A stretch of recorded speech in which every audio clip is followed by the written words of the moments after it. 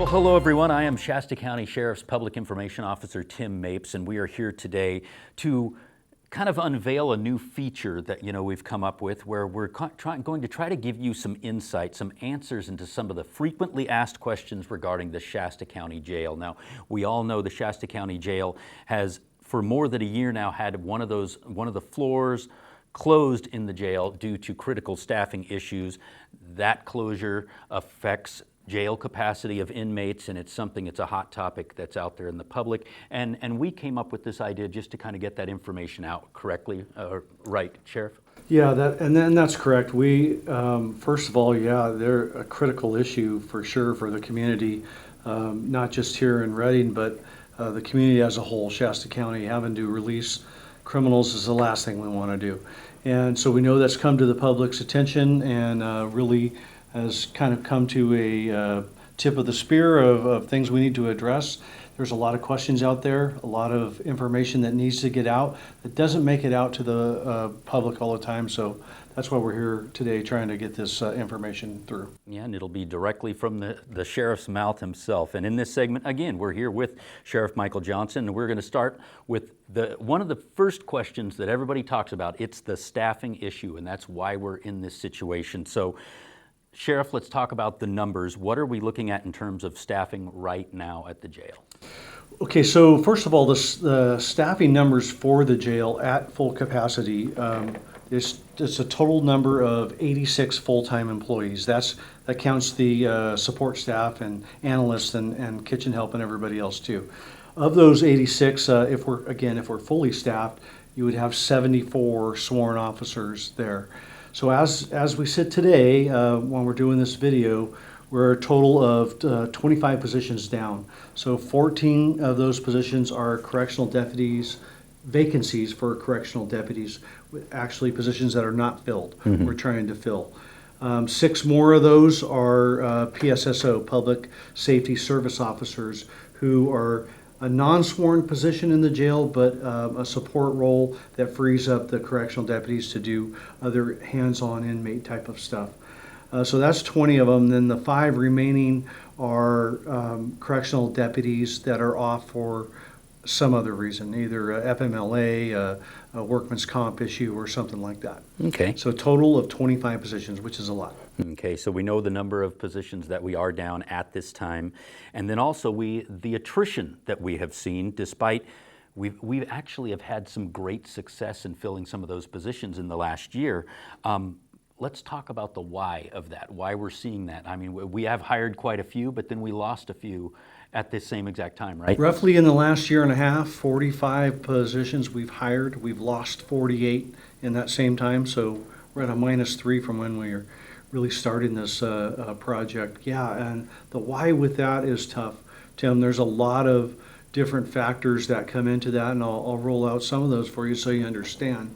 So they work, correctional deputies work 12-hour shifts, and ideally they work a 4-day week with 3 days off. The next week they'd work a 3-day week with 4 days off. Well, what happens when we're so short-staffed and we're running, it's a 24/7 operation, you're running and you're short-staffed, and those people are getting told mandatory overtime that they must fill in their work week. So if you're set to have your 3 days off and we're running so short, you may only get one of those 3 days off. And that really becomes a factor when you're dealing with younger families, people with younger families and kids, and you come into spring and summertime when you should be going to baseball games, should be going on summer vacations, and we're constantly having them work to fill the void. And so that becomes a burnout factor for the correctional deputies and the staff there. It also becomes very stressful with your home life and your relationship. You're trying to raise your kids by FaceTime and have a relationship with your spouse. It's difficult and it puts a lot of pressure on them. So that's one of the reasons. Another factor which they tell me is a huge deal is the dynamics of the jail has changed so much from back in the day when they used to run a county jail. Was a county jail. You'd have a lot of low-level offenders in there, and they're much easier to deal with. They're not your hardcore real felons who are institutionalized to a degree, and you have prison politics going on. So what happens when you have that, which is what we have now, you have a situation where there's inmate on staff assaults, there's inmate on inmate assaults going on, there's a lot of segregation issues, a lot of gang members in there, you have pod bosses that are trying to run the jail. It just becomes a difficult dynamic, a difficult working environment to go into day after day. You're already stressed from working the overtime. Mm-hmm. Now you got to deal with that. It starts to weigh on them. And then you throw in all the other factors that are involved. The state's current position on lawsuits and litigation, and a lot of them suffer being victims of probably frivolous lawsuits or inappropriate or incorrect lawsuits. I don't know the correct way to term that, but it's stressful when you get sued personally and as an officer when you've really done nothing wrong and just doing your job. And a lot of that comes from the state mandates of you have to segregate a particular population. You have to treat this group like this, you have to treat that group like that, and trying to keep all that straight, and inadvertently maybe getting it wrong or doing the wrong thing causes a lot of pressure as well. Okay, and then you also talk about, the pay, the compensation for this position as well. I know you've said before in some interviews that you've done with traditional media, we really would like to get it to the point where people consider it as a career, and there are many correctional deputies that are doing that have been with us for a long, long time, but we're trying to make it a career, not just a job, but the pay is involved with that. And yeah, I'm glad you brought that up, because that is another really huge factor. There's two factors to that attrition, right? One is what I was explaining, the physical and emotional stress that comes with the job and the work environment, and two is the pay. And so to put it in perspective, the inflation rate has skyrocketed over the last several years, and really their pay adjustments have not. So now we're at a position where a correctional deputy in a career of law enforcement is not much different than an in-and-out employee for flipping burgers or for retail or a tree trimmer, and all those other jobs that they can go out and get for relatively the same pay are not shift work. There are no mandatory overtime. They're 8 to 5 jobs, Monday through Friday, weekends and holidays off. So when you start putting those jobs side by side, people say, it's not really worth it to me to have to work this overtime and work in this environment when I could go out and do this and spend time with my family. And probably the other biggest change in trying to keep staffing like that is the difference of the generation and the culture that's in there. It's just not the same as it used to be. People have different priorities. They have different set of values and way they see things. And the current generation now changes jobs very frequently compared to the past, where other generations might be very much more loyal and dedicated to that career. But again, just like you said, when we back it up, now it's a job, not a career anymore, because the pay doesn't make it a career. So we struggle with that as well. Okay.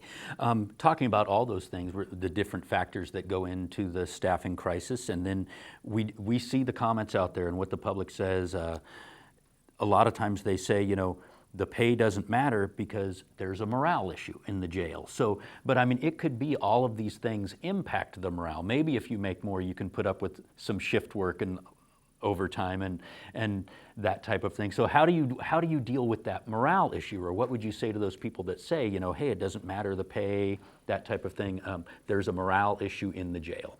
Well, first of all, I have never balked at saying, yeah, it's not just a pay issue. Definitely, there's a cultural issue and a morale issue that we're dealing with in the jail. Now, I'll tell you this: we have worked so hard over a long period of time here to change that culture and that morale in the jail and make things better. And by no means have we solved the problem, but we've come a long way, and it's definitely kind of stabilized. So, but when you talk about the pay, That is an equal part of the equation. It is tough. And I'll give you this for example. If you look at our two allied agencies in this county, Anderson and Reading, both have upped their game and pay very well.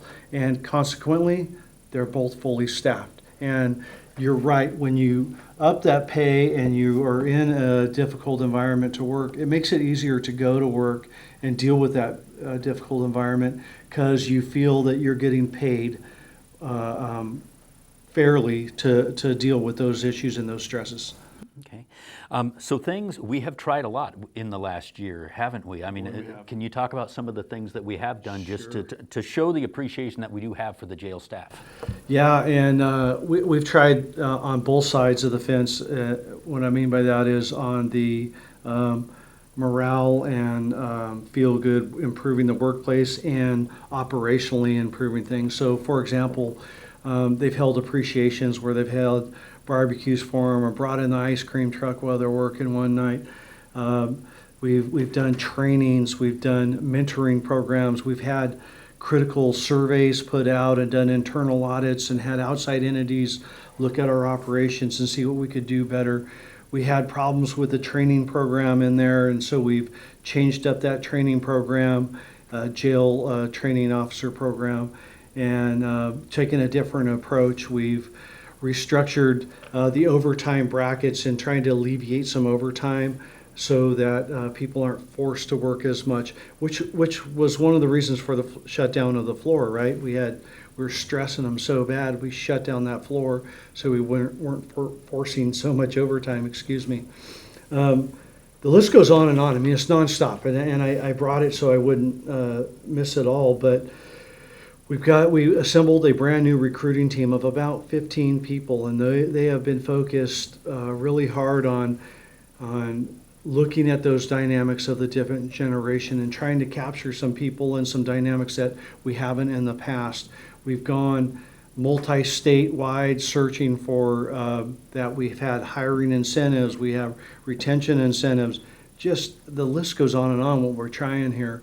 The important thing for people to know with this, Tim, is this is not unique to Shasta County. You know, I'm part of the State Sheriff's Association, and we meet on a quarterly basis. And everybody that's got the same model that we do with just correctional deputies running the jail is suffering staffing problems to the degree that we are, where some counties are even having dispatchers come in and run shifts at the jail because they're just that stressed for staffing and they don't have it.